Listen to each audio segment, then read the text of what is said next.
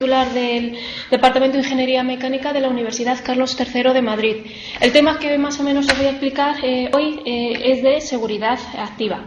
Bueno, más o menos os habrán comentado que generalmente todos los elementos o dispositivos que actualmente se incorporan en los vehículos o que tienen los vehículos para mejorar su seguridad se pueden clasificar o agrupar en dos grandes grupos. Lo que se entiende como seguridad pasiva, que son elementos que habéis visto en los temas anteriores. Estos elementos de seguridad pasiva lo que hacen es, una vez que se ha producido el accidente, tratar de reducir las lesiones en los pasajeros, y luego están otro grupo de elementos o dispositivos que están englobados dentro de lo que se denomina seguridad activa, es decir, elementos y dispositivos que tratan de evitar estos accidentes. Y estos elementos son los que vamos a tratar o describir brevemente hoy. Comentaros que todo dispositivo o sistema de seguridad activa, lo que se entiende por activa, tiene que contener al menos tres elementos fundamentales. Debe disponer de sensores que sean capaces, dispositivos que sean capaces de reconocer o de recoger información del entorno, de recoger información, por ejemplo, del estado del vehículo o del estado del conductor, para luego esa información ser procesada o analizada por un procesador, el cual va, en función de esta información, a enviar unas órdenes a los actuadores para que el vehículo se comporte de manera adecuada.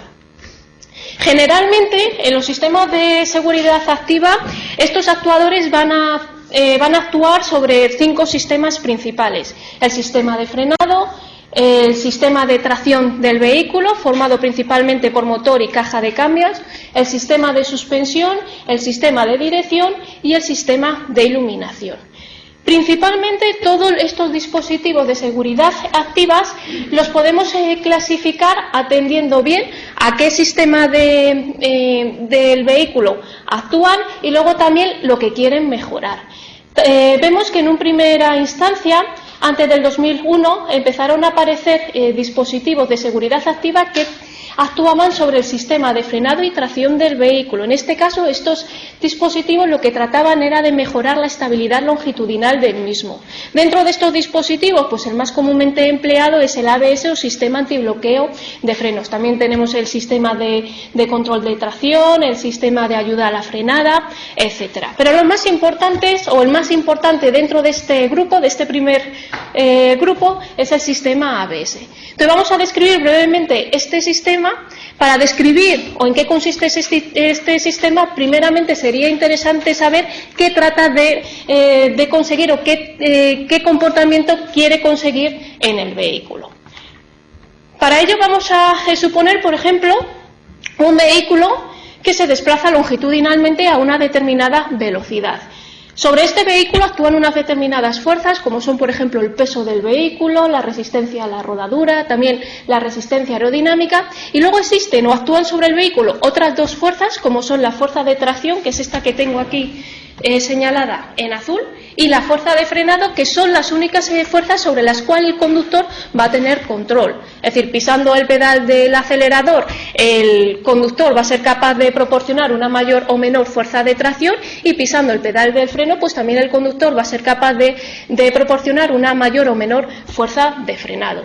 En este caso, a nosotros nos interesaría diseñar un sistema de frenos y un sistema motriz lo más potente posibles para conseguir que esta fuerza de tracción y esta fuerza de frenado sobre la que el conductor tiene control, que fueran lo más elevadas posible. Es decir, si nosotros podemos conseguir que esta fuerza de tracción sea muy elevada, vamos a conseguir grandes prestaciones en el vehículo, que pueda subir una alta pendiente, o por ejemplo también que pueda conseguir grandes aceleraciones en un corto periodo de tiempo. Por el contrario, si nosotros también queremos o podemos diseñar un sistema de frenos también bastante potente, podemos conseguir que dicho sistema sea capaz de proporcionar unas fuerzas de frenado muy elevadas, de tal manera que consigamos, por ejemplo, que el vehículo pudiera detenerse en el menor instante de tiempo y, por lo tanto, la distancia recorrida durante el proceso de frenado del vehículo fuera también menor, y así evitáramos, en este caso, el impacto o colisión con vehículos obstáculos que se encuentran enfrente de ella.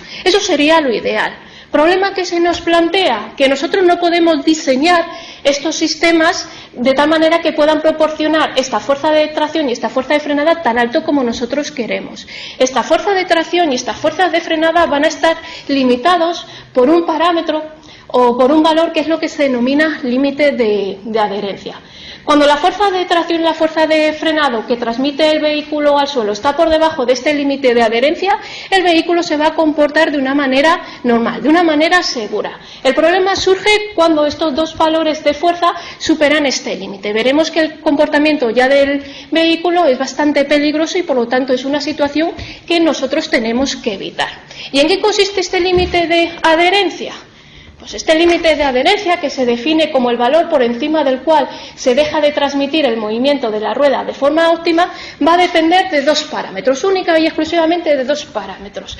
Va a depender en una primera instancia del coeficiente de adherencia o el coeficiente de fricción entre el neumático y el suelo, y también va a depender de otro parámetro que no es más que la carga normal que soporta cada una de las ruedas. Entonces, en este caso, si nosotros pudiéramos determinar o conocer en cada instante de tiempo cuál es este coeficiente de fricción entre la rueda y el suelo y cuál es la carga normal que soporta cada una de las ruedas, nosotros conoceríamos perfectamente este límite y nosotros en cada instante de tiempo podríamos saber cuál es esta fuerza de tracción y de frenado máximo que podríamos aplicar y por lo tanto garantizar que el vehículo se comporta de manera segura. Problema, bueno, la carga normal o la carga que soporta la rueda en cada instante de tiempo sí que es un parámetro que se puede estimar de una manera sencilla, mediante sensores, por ejemplo, conociendo o colocando sensores que midan cuál es la deflexión o la deformación de la suspensión. El problema que se plantea es con el otro parámetro, ese coeficiente de fricción. ¿Por qué? Porque es un parámetro que va a depender de un gran número de variables o de factores. Va a depender del tipo de carretera por la que circula el vehículo. También va a depender del tipo de neumático utilizado. Va a depender de la temperatura, de la velocidad de desplazamiento del vehículo, de la presión de inflado del neumático, etcétera. Y por lo tanto, en este caso, dicho parámetro es bastante complicado. Sin embargo, en este caso, podemos comprobar, y ya lo ha comentado un compañero anteriormente, que existe una relación entre este coeficiente de rozamiento y otro parámetro que sí que vamos a poder medir de una manera indirecta o calcular de una manera indirecta, que es el deslizamiento. Vemos aquí la relación que existe entre ellas, de tal manera que si nosotros conocemos este valor de deslizamiento, podemos automáticamente conocer de manera aproximada cuál sería el coeficiente de rozamiento que dispondría en cada momento. ¿Y cómo se define este coeficiente de deslizamiento? Pues como la diferencia de velocidades longitudinal del vehículo y la velocidad de giro angular o velocidad de giro de la rueda por el radio de la rueda. ¿De acuerdo? Vamos a ver ahora, en condiciones normales de circulación del vehículo, qué ocurre con estas dos velocidades.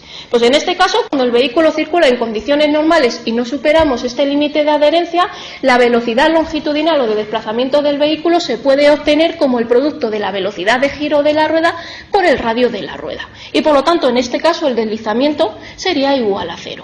Y por lo tanto, la adherencia sería máxima. Por otra parte, si estamos en tracción y se produce una pérdida de adherencia, es decir, que intentamos proporcionar o transmitir una fuerza de tracción superior a este límite, la situación que va a tener el vehículo es la que se muestra en esta figura. En este caso, las ruedas giran a una determinada velocidad, pero en este caso el vehículo no avanza. Generalmente la pérdida de adherencia en tracción se va a producir cuando tenemos grandes aceleraciones y este hecho se produce en el arranque del vehículo. Y por lo tanto vemos en este caso como ya esta relación de que la velocidad del vehículo igual a V por R no se cumple.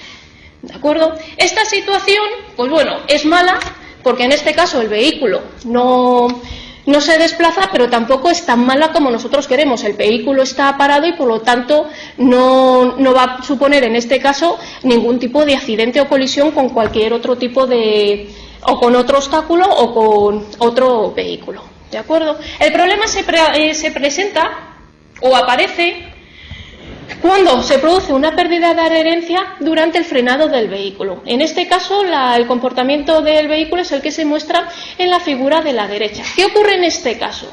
Pues cuando se supera el límite de adherencia durante el frenado del mismo, la velocidad de giro de las ruedas va a ser igual a cero, es decir, que las ruedas se bloquean, mientras que el vehículo sigue desplazando longitudinalmente, es decir, su velocidad longitudinal es distinto de cero, es decir, como si el vehículo deslizara por el pavimento. ¿Qué supone esto?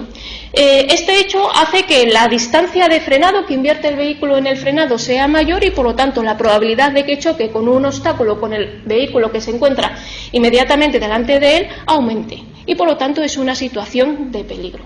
También, otro problema que se nos plantea cuando se produce pérdida de adherencia durante el frenado es el comportamiento que va a tener el vehículo. Cuando son las ruedas delanteras del vehículo las que bloquean, el comportamiento que va a tener el vehículo es el que se muestra en esta figura.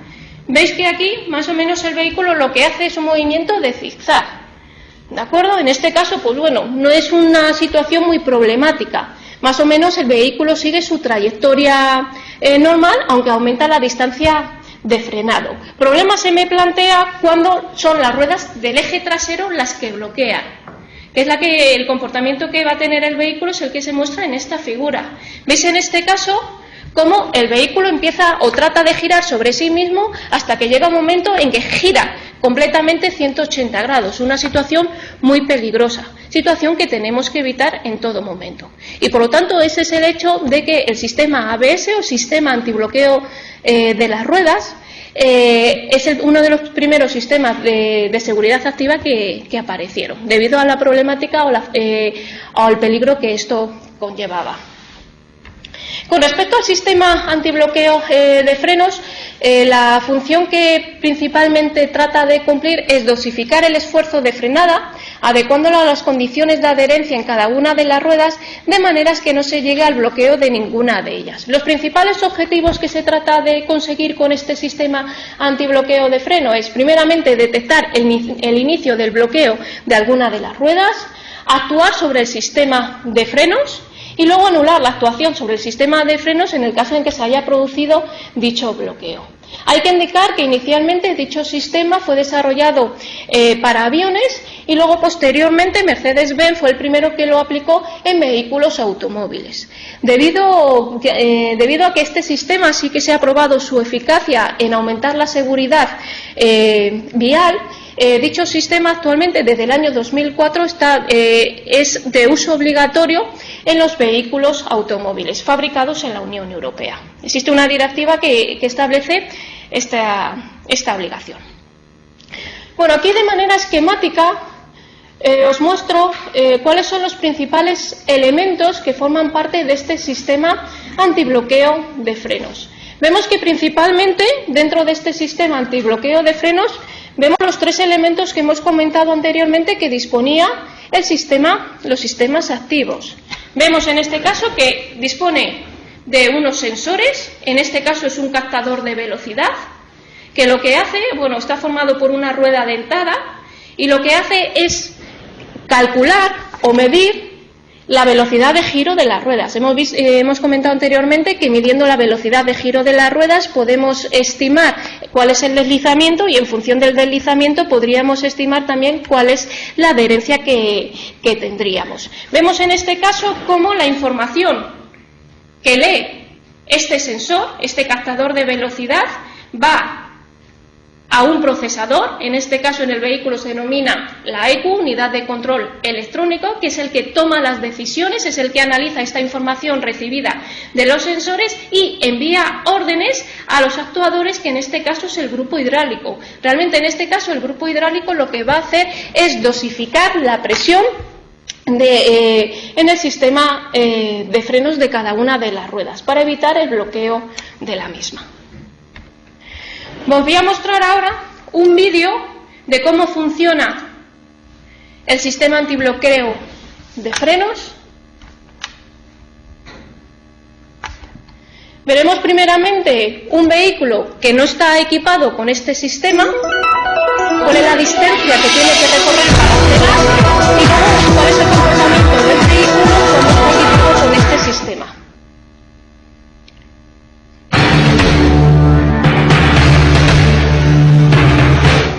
Today's automobiles include dozens of safety features designed to protect passengers in an accident.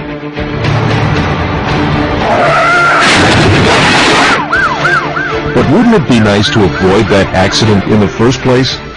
ABS can help you do just that. ABS is short for Anti-Lock Brake System.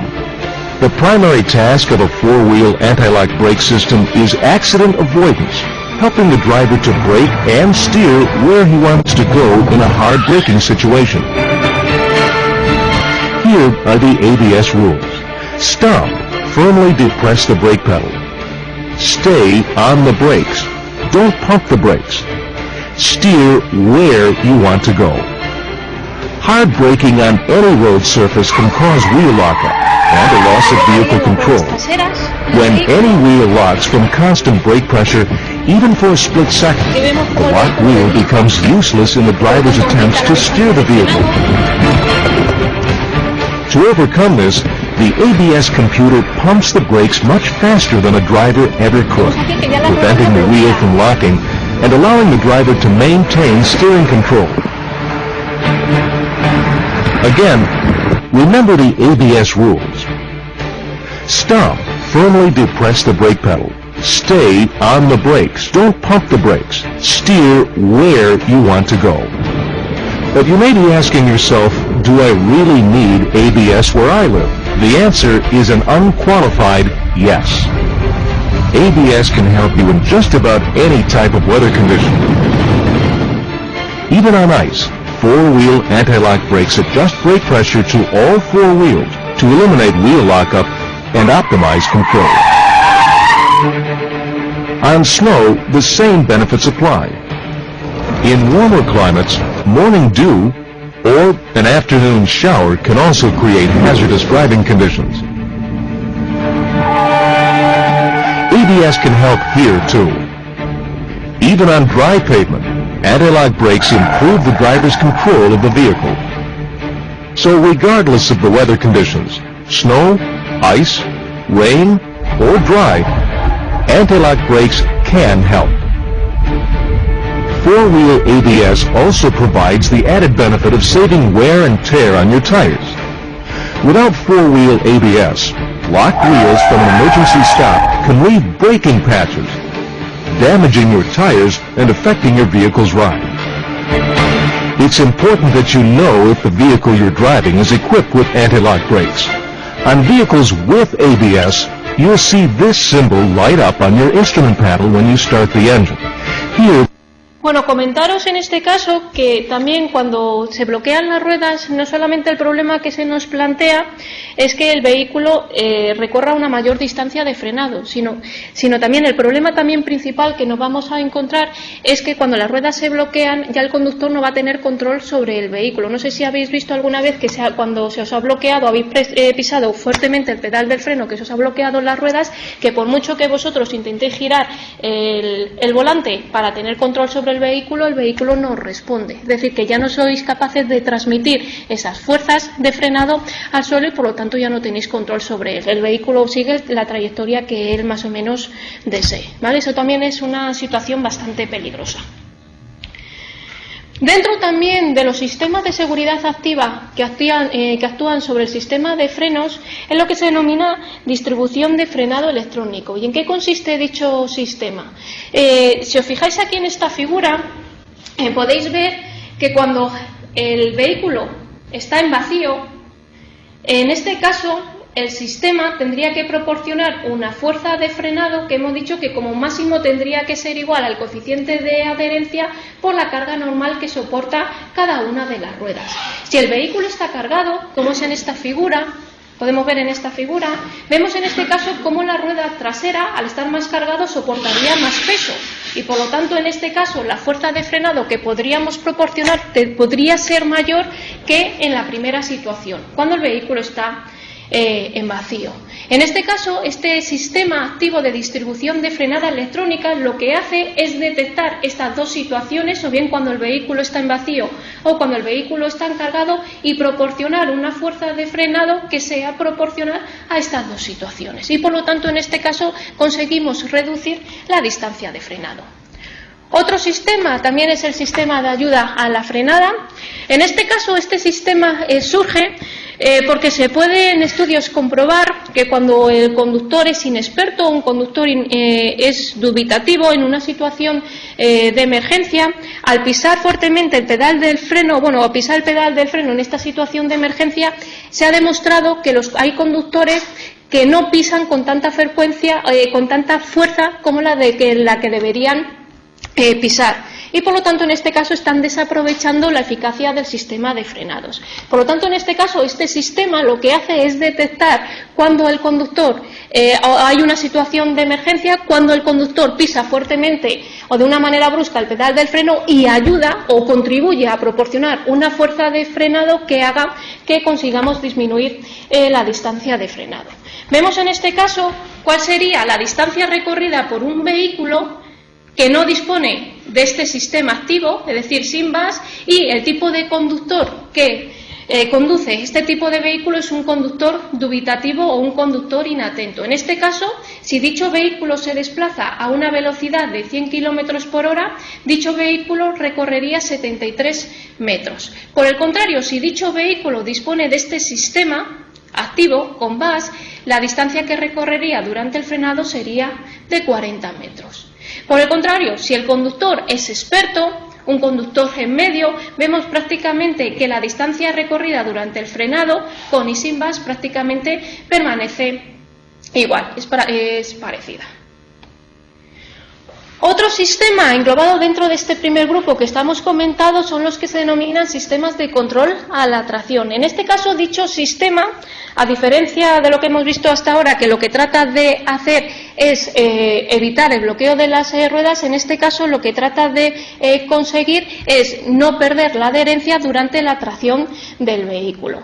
La primera situación que habíamos visto. En este caso, lo que dicho sistema pretende hacer es reducir la fuerza de tracción. Y esta fuerza de tracción la puede hacer de dos maneras. O bien actuando sobre el propio sistema de tracción, sobre el motor, reduciendo la potencia mediante el control de encendido, la inyección o incluso desconectando momentáneamente algún cilindro, o bien este sistema puede actuar sobre el sistema de frenos.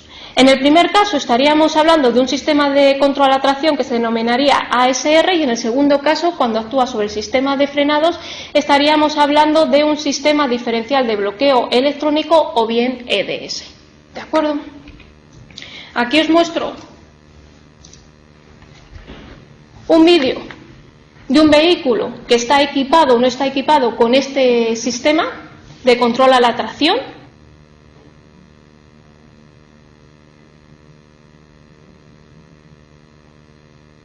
Vemos que en este caso es capaz de dosificar la fuerza de tracción que transmiten las ruedas al suelo. ¿De acuerdo? Y vemos que el comportamiento o la trayectoria que sigue el vehículo es mucho mejor. Tenemos mayor control sobre el mismo. Otro segundo grupo de los elementos que integran lo que se denomina seguridad activa son los que hemos comentado anteriormente, que actúan sobre el propio sistema de dirección, y en este caso dichos sistemas lo que tratan de hacer es mejorar la estabilidad lateral del vehículo. En este caso, la estabilidad lateral del vehículo está íntimamente relacionada con si el vehículo tiene un comportamiento subvirador o un comportamiento sobrevirador, lo que os ha comentado anteriormente mi compañero. Os habían comentado que si un vehículo tiene un comportamiento subvirador, es decir, que gira menos de lo que tendría que girar, vemos que el vehículo, cuando se inscribe en una curva, tiende a salirse de ella. ¿Lo veis aquí? Por el contrario, si el vehículo tiene un comportamiento sobrevirador, es decir, que gira más de lo que tendría que girar, realmente el vehículo lo que hace es tender a meterse dentro de la curva. Para solucionar estas dos situaciones, un comportamiento subvirador o un comportamiento sobrevirador, surge lo que se denomina sistema o el sistema ESP, sistema de estabilidad electrónica o de estabilidad lateral. En este caso, dicho sistema lo que hace es intentar proporcionar al vehículo un momento, en este caso, por ejemplo, si nos fijamos en el subvirador, un momento en sentido antihorario que tiende a girar el vehículo para mantenerlo en la curva. Por el contrario, si el vehículo es sobrevirador, ahora este sistema lo que tendría que hacer es proporcionar un momento en sentido horario para que el vehículo siguiera también la curva. ¿Cómo este sistema es capaz de proporcionar este momento al vehículo para que siga la trayectoria deseada?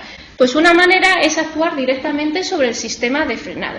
Si nos fijamos aquí en un comportamiento subvirador, si actuamos sobre esta rueda o frenamos esta rueda, la interior trasera, vemos en este caso que el vehículo pivotaría sobre este punto y por lo tanto giraría en sentido antihorario.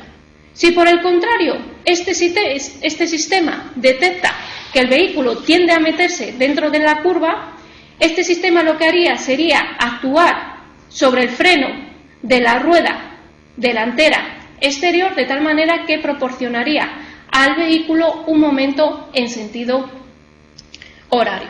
¿Lo veis? ¿Me podéis decir algún problema que podríamos encontrarnos en este sistema? Porque nosotros estamos actuando sobre el sistema de frenos y en este caso dicho sistema lo que pretendería es, cuanto más se sale o más se mete dentro de la curva del vehículo, dicho sistema proporcionaría una mayor fuerza de frenado a la rueda para generar un momento mayor. ¿Podríais comentarme cuál sería o podríais ver aquí algún problema que nos podríamos encontrar con este sistema? La dificultad.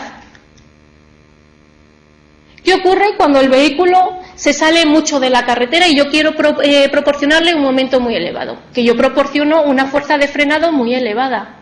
¿Y qué ocurriría en ese momento? ¿Qué nos podríamos encontrar si yo intento proporcionar una fuerza de frenado elevada? Podríamos llegar a superar el límite de adherencia y por lo tanto estaríamos en la situación anterior, situación nada deseada. Entonces, en algunos casos a día de hoy, estos sistemas, adicionalmente a actuar sobre el sistema de freno, también actúan sobre otros sistemas, de manera combinada. Es decir, por debajo de un determinado valor de fuerza de frenada actúa sobre el sistema de freno y por encima de un valor de frenada lo que hace es actuar bien o sobre el sistema de dirección o bien sobre el sistema de tracción. Y el problema que se nos podría plantear ya desaparece. ¿De acuerdo? ¿Sensores que nos encontramos o que necesitamos para este sistema? Pues primeramente, mi sistema necesita conocer cuál es la trayectoria que quiere o que yo quiero que el conductor quiere que siga el vehículo. Por lo tanto, en este caso, yo como sensor necesito un sensor de ángulo de giro del volante. También, por otra parte, necesito un sensor de viraje, es decir, un sensor que esté midiendo el ángulo de giro del vehículo con respecto a la vertical, es decir, si se sale o se mete más sobre la curva. Y también necesita como sensor, un sensor de aceleración lateral, que mide en este caso la fuerza centrífuga con la que tiende a sacar el vehículo de la carretera. ¿De acuerdo? Aquí os muestro un vídeo de un sistema, en este caso, que sí actúa sobre el sistema de frenos y cómo trata de hacer que el vehículo siga la trayectoria adecuada. En este caso, en lugar de inscribirse el vehículo en una curva, estaría haciendo un cambio de carril o un adelantamiento. ESP determines the driver's intended course by measuring the steering wheel angle and the wheel speeds. Primeramente os comenta los diferentes sensores que he comentado anteriormente que existen. The system determines the latter by measuring the transverse acceleration and the yaw rate. Two typical scenarios will help to illustrate ESP's stabilizing effect. Obstacles on the road or sudden evasive maneuvers may lead to oversteering. This can result in breakaway of the rear wheels of the vehicle. Continental Tivis's ESP helps to control the situation through carefully measured precision braking of the outside front wheel. The resulting torque prevents breakaway of the rear. The vehicle does not deviate from its course. Pero para ello necesita que el sistema conozca cuál es la trayectoria que quiere que el conductor siga mediante el sensor del volante. Importantísimo. Ahí sería inscribiéndose en In una this situation, the vehicle tends to drive straight on instead of turning Ahí around tendría the corner or comportamiento curve. subvirador. Se sale de la curva. Sin SP. ESP responds to these conditions by braking the inside rear wheel, helping the car follow the driver's intended path.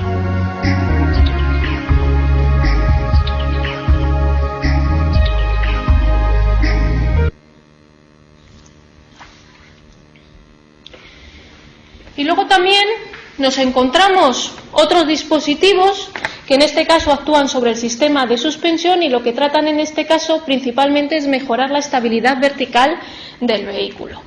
Comentaros que con respecto al sistema de suspensión, este sistema principalmente está diseñado para cumplir dos funciones. Una de ellas ya la conocemos todos principalmente, o la más común, que es la de confort, es decir, el sistema de suspensión lo que trata de hacer es aislar a los pasajeros de las vibraciones producidas por las irregularidades del terreno, y otra función que también debe cumplir el sistema de suspensión es la de seguridad, es decir, garantizar en todo momento que el neumático está en contacto con el suelo. Si el neumático deja de estar en contacto con el suelo, ya el neumático no es capaz, o el vehículo ya no es capaz de transmitir todas esas fuerzas que hemos comentado anteriormente al suelo y por lo tanto ya no vamos a tener control sobre el mismo. Problema que se nos plantea, que estas dos funciones que son tan importantes o que debe cumplir el sistema de suspensión son antagónicas. Es decir, si yo quiero mejorar el confort de un vehículo, voy a empeorar la seguridad, por ejemplo con suspensiones blandas, un vehículo todoterreno.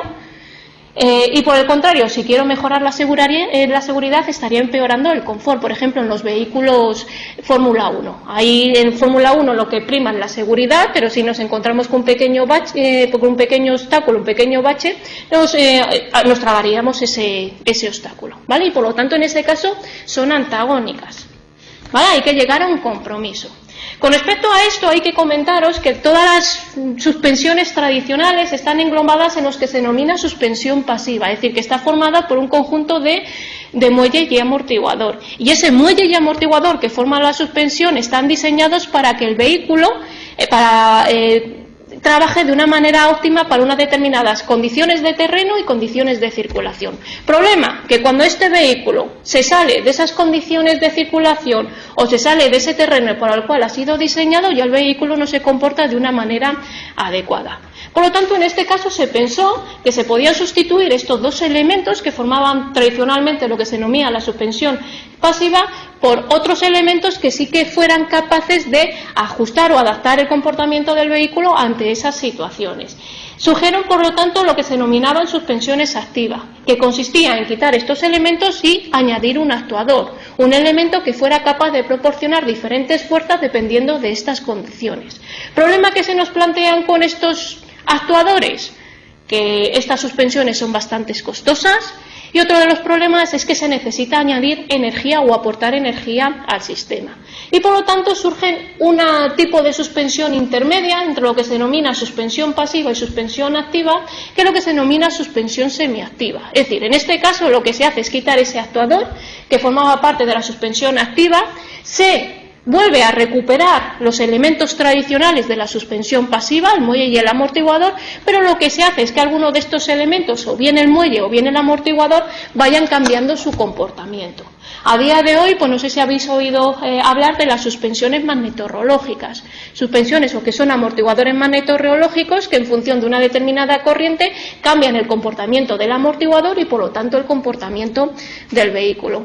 Estas suspensiones magnetorreológicas englobadas dentro de la suspensión semiactiva, por ejemplo, la podéis encontrar a día de hoy en los Audi TTs.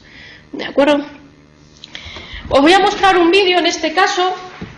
¿Puedo preguntar? Sí, sí. Vale. Entonces, ¿quieres decir como que los todoterrenos tienen menos seguridad? Sí. Menos seguridad. Efectivamente, es decir, un todoterreno está pensado para circular por campo a bajas velocidades. Si tú metes un vehículo todoterreno a circular a grandes velocidades, la seguridad se ve, vamos, no es recomendable.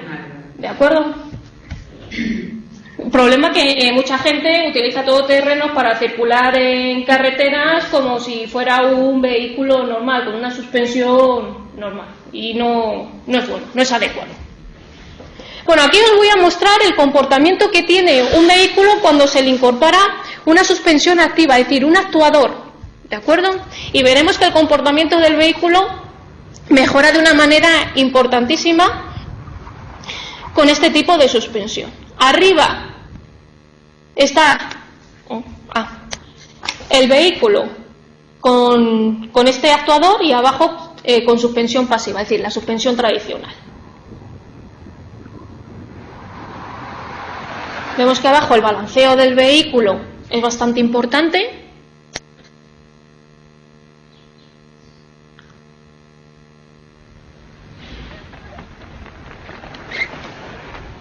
Es que al conductor le llegan bastantes vibraciones, mientras que con una suspensión activa el conductor ni se entera por el tipo de pavimento o carretera por el que circula. ¿Lo veis?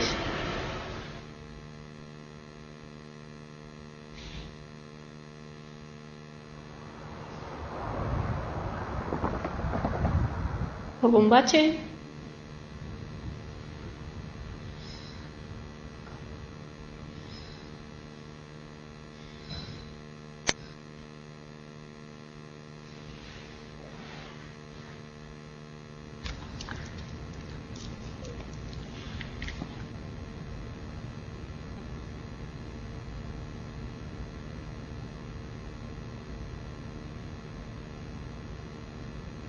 Abajo el conductor se está enterando de todo.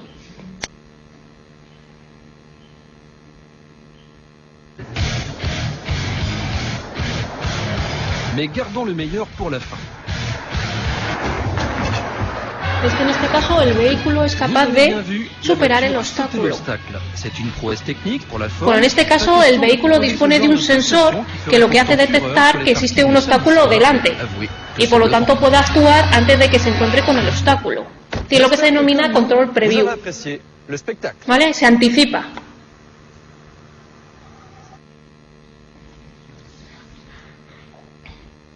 Bueno, yo ahora voy a describir brevemente, o voy a mostrar brevemente algunos otros dispositivos que actualmente se están incorporando en los vehículos, que también tratan de mejorar la seguridad de los mismos. Existen una gran variedad, principalmente todos estos tipos de dispositivos están en vehículos de alta gama, aunque a día de hoy, viendo la eficacia, también nos lo podemos encontrar en vehículos de gama media. Dentro de ellos, pues veis que existen un gran número, dentro de los cuales se encuentran, por ejemplo, el de ayuda a seguir el carril. En este caso, dicho sistema está formado como sensor por una cámara que recoge fotografías de la carretera constantemente.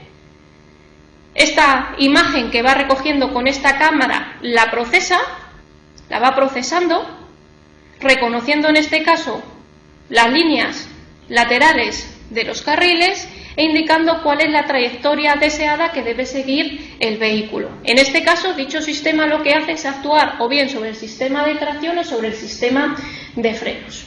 ¿De acuerdo? Aquí tendríamos un ejemplo.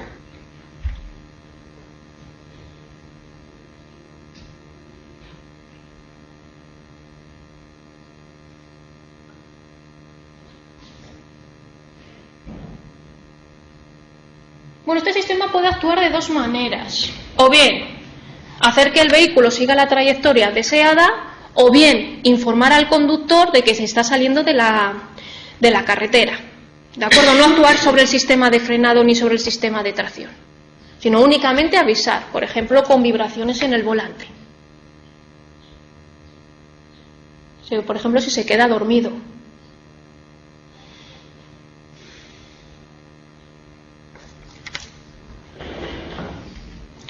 Otros sistemas, pues por ejemplo el sistema de mejora de visión nocturna. Aquí os muestro un ejemplo. Dispone de cámaras infrarrojas en la parte delantera del vehículo que hace que el conductor tenga una mejor visión por la noche y pueda ver los obstáculos que se encuentran delante de él y por lo tanto esquivarlos o sortearlos.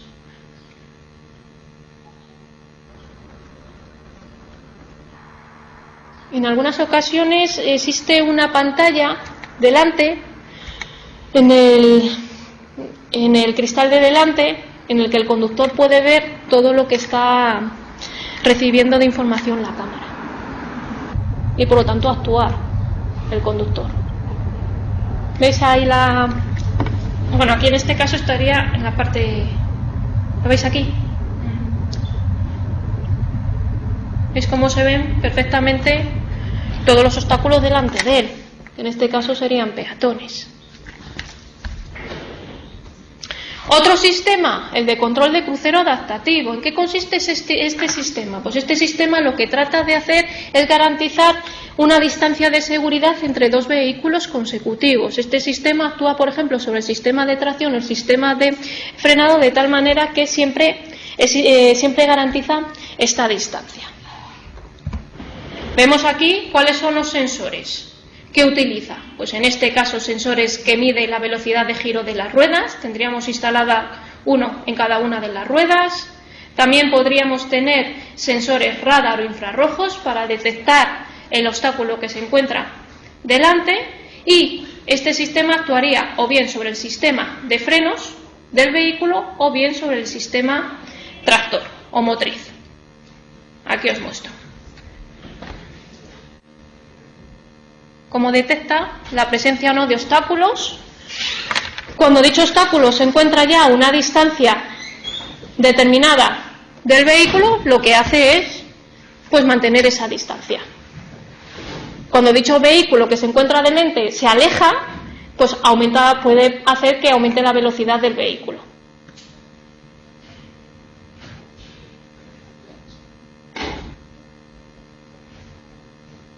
Vemos aquí en una retención, detecta esos obstáculos y se va deteniendo o va frenando hasta que se detiene completamente.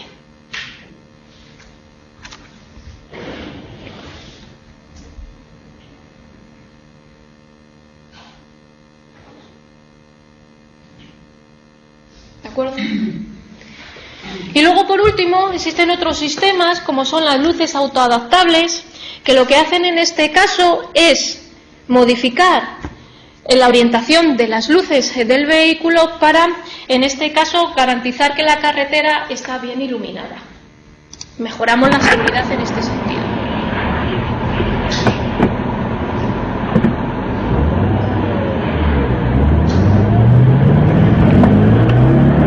Tenemos un sensor justamente que detecta el giro del volante y en función del giro del volante hace que las luces se orienten con un mayor o menor ángulo.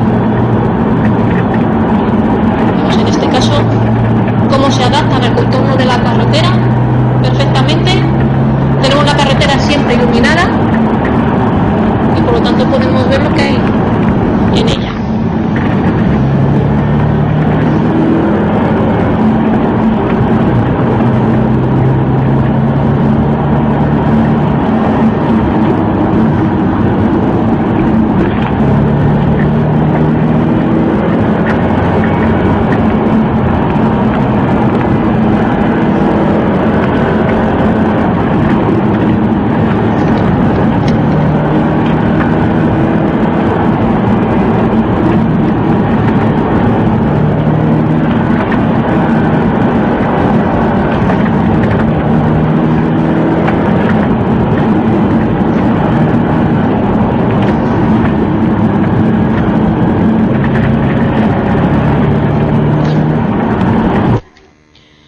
Con esto ya he finalizado. ¿Alguna pregunta que tengáis sobre los sistemas? ¿Por qué se utilizan, por ejemplo, los sistemas activos? ¿Por qué son necesarios? Vale, evitamos accidentes, pero ¿por qué? ¿Cuál es la principal problema que nos podemos encontrar en un vehículo que no tiene sistemas activos?